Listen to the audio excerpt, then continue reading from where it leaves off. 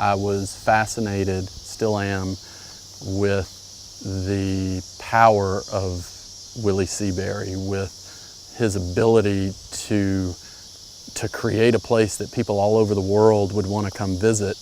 And I was curious about how people come together and how they really enjoy each other's company and then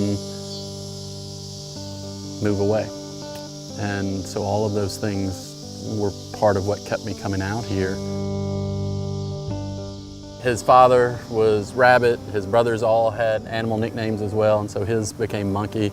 He added the Poe as a little bit of a marketing ploy, I think, at one point, but he was definitely beloved and known as Poe Monkey.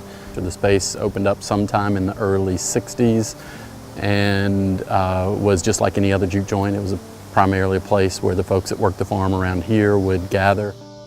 But you'd go through this door here, and then there'd be another door that you would have to go through. And then once you opened that door, the ceiling would feel like it was right on top of your head, and there were Christmas lights everywhere.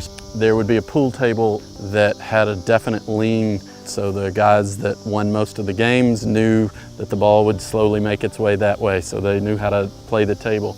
That room right there is where the kitchen was and his bedroom. This was his home also. Usually the people that arrived at 7 often were tourists, and they would usually leave by 10, and they would totally miss the magic.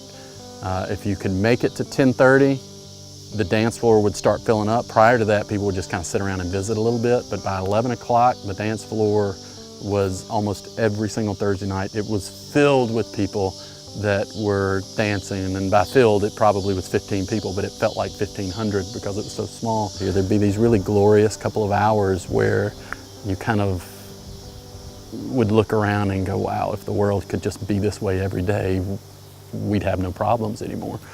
And then midnight would come and we'd all go back to our corners, and then you'd look about the workday on Friday morning and you'd still have those cultural norms that are just so layered in the South. I miss it. Now I miss it. He's one of the best businessmen I've ever known in my life, because he knew how to make you feel like you were the most important person in the room. And he also knew that if he could make you feel that way, you'd stay here longer, you'd buy more beer, and you'd come back. I'm proud of the photographs I made. I certainly can go through them now that I don't have an opportunity to photograph that anymore and say, oh, I should have done this, I should have done this, I wish I'd done this, I wish I'd done that. But mostly I just miss it. I just miss that group. I miss those Thursdays.